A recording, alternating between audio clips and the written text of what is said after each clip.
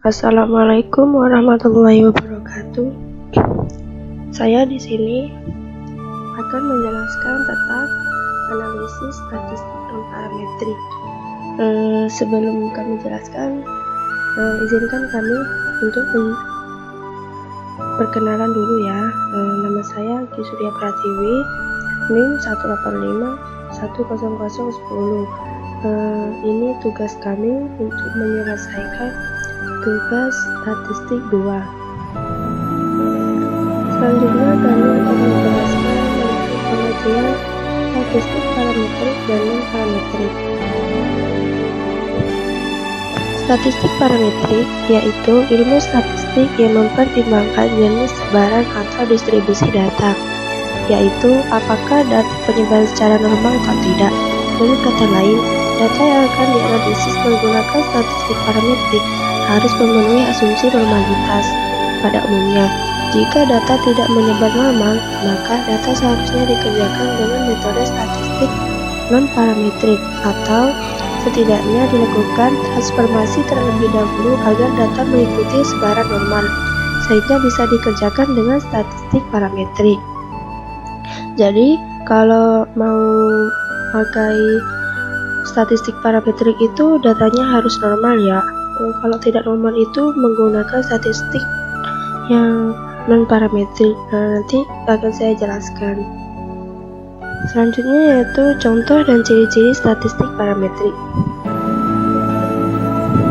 Contoh metode statistik parametrik yaitu ada 4. Yang pertama itu uji Z, kedua uji T, yang ketiga itu korelasi person, dan yang terakhir pelajaran percobaan all two-way ANOVA parametrik.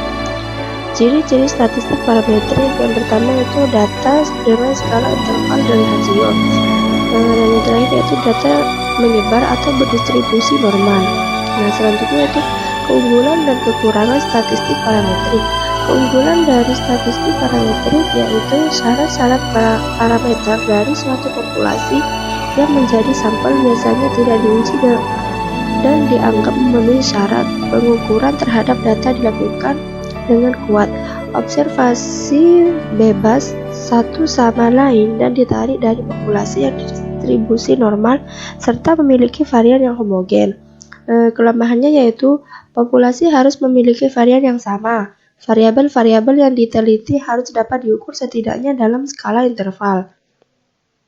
Dalam analisis varian ditambahkan persyaratan rata-rata dari populasi harus normal dan bervarian sama, dan harus merupakan kombinasi linier dari efek-efek yang ditimbulkan. Selanjutnya yaitu pengertian non-parametrik. Statistik non-parametrik adalah hubungan dua variabel atau lebih yang menggunakan dan skala nominal atau skala ordinal, atau data skala interval dan rasio yang tidak memenuhi persyaratan analisis normalitas dan linearitas. Analisis yang biasanya digunakan dalam korelasi non-parametrik adalah uji chi-square, korelasi Spearman-Ray, Fisher-Essek test, dan Kendall-Taub. Selanjutnya yaitu contoh dan ciri-ciri statistik non-parametrik.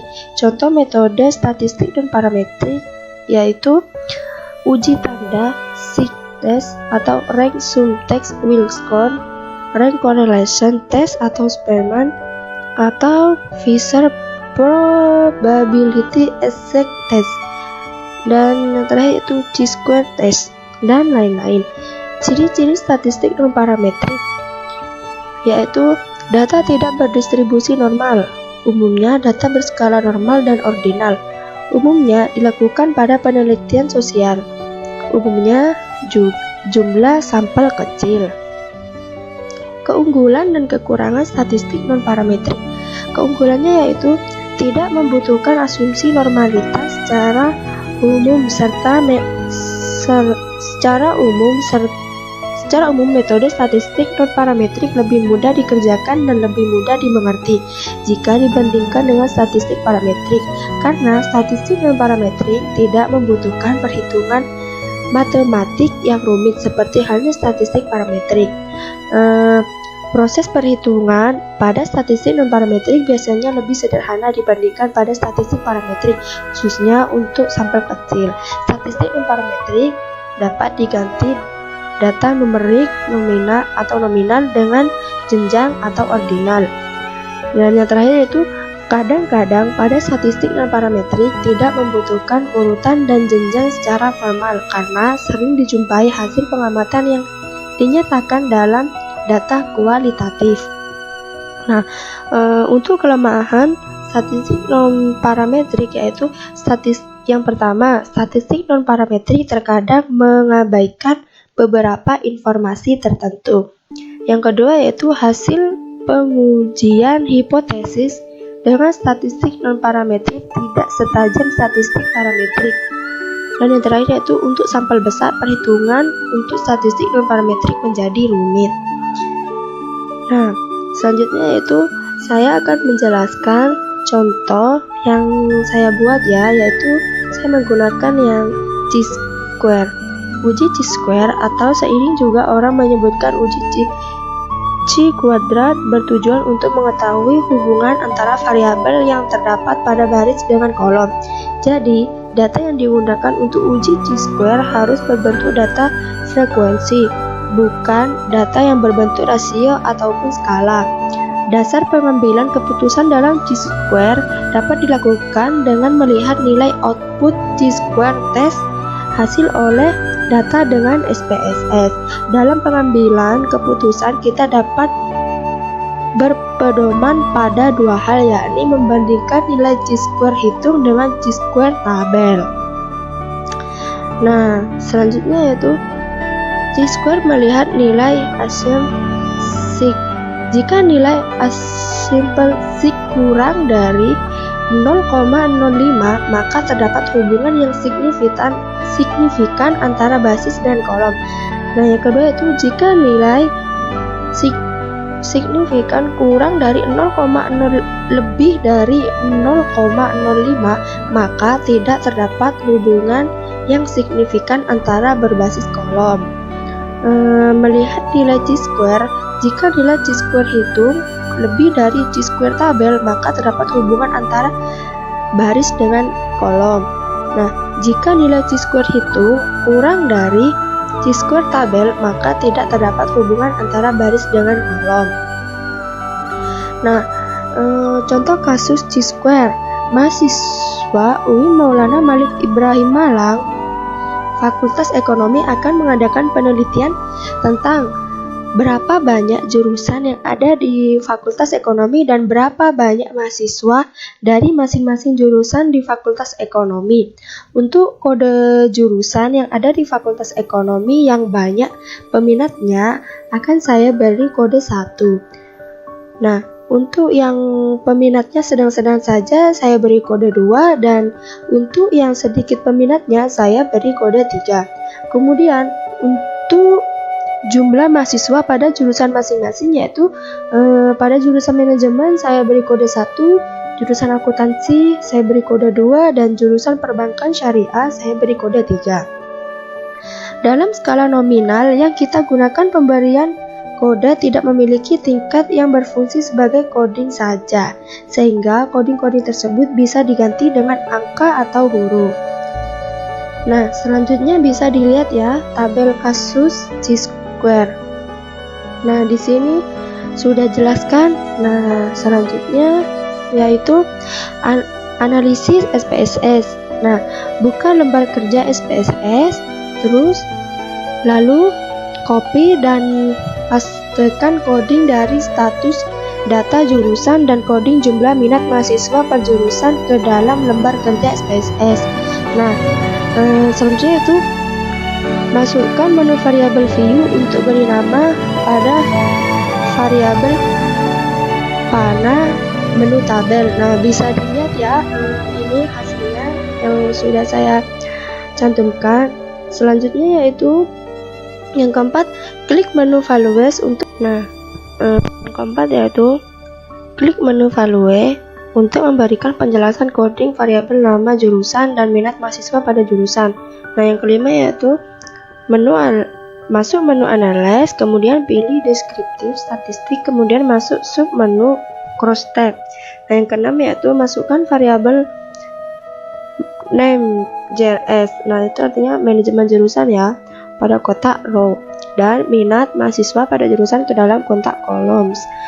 Yang ketujuh yaitu klik menu statistik, kemudian contreng kotak chi-square dan kontingensi koefisien, klik kotak continue. Nah, yang terakhir yaitu masuk menu kotak cell, contreng kotak observed dan total, hiraukan yang lain, kemudian klik continue dan OK. Nah, ini tampilan yang sudah saya jelaskan tadi ya, sesuai urutannya dan nomornya. Bisa dilihat ya teman-teman. Nah, berikut adalah hasil chi-square. Nah, di sini saya akan menjelaskan output cache processing summary. Terdapat 10 data yang semuanya diproses atau tidak ada data yang missing atau hilang, sehingga tingkat kevalidan 100%. Selanjutnya itu tabulasi silang di atas atau cross tabulation, bertujuan untuk memberikan gambaran kecenderungan hubungan secara kualitatif. Berdasarkan tabulasi silang di atas, kita dapat mengetahui bahwa mahasiswa Fakultas Ekonomi yang minat pada jurusan perbankan syariah hanya sedikit, yaitu 30%, sedangkan mahasiswa yang minat pada jurusan akuntansi sedang-sedang saja, yaitu 30%. Hal tersebut dapat dilihat dari jumlah frekuensi paling banyak pada kolom status minat mahasiswa pada jurusan di Fakultas Ekonomi. Nah, selanjutnya itu pada bagian person chi-square terlihat nilai asipsik totalet sebesar 0,003, karena nilai asipsik totalet 0,003 yaitu yang berarti kurang dari 0,05, maka dapat disimpulkan bahwa HO ditolak, yang artinya terdapat hubungan yang signifikan antara jurusan yang ada di jumlah minat mahasiswa pada dua jurusan, yaitu akuntansi dan perbankan syariah. Nah, selanjutnya yaitu symmetric measure memberikan informasi besarnya kontingensi koefisien, yaitu seberapa pengaruhnya hubungan jurusan-jurusan yang ada dengan minat mahasiswa yang ada di Fakultas Ekonomi pada jurusan manajemen akuntansi dan perbankan syariah. Hasil analisis tabel di atas diperoleh nilai sebesar 0,816 dengan kategori sangat kuat, sehingga dapat dinyatakan bahwa tingkat keeratan hubungan antara jurusan yang ada di Fakultas Ekonomi dengan minat mahasiswa pada jurusan masing-masing dalam kategori sangat kuat atau memiliki hubungan yang kuat. Nah, untuk melihat hubungannya sangat kuat, rendah, sedang, atau kuat, yaitu bisa dilihat di samping ya, sesuai dengan nilai yang sudah didapat pada formulanya.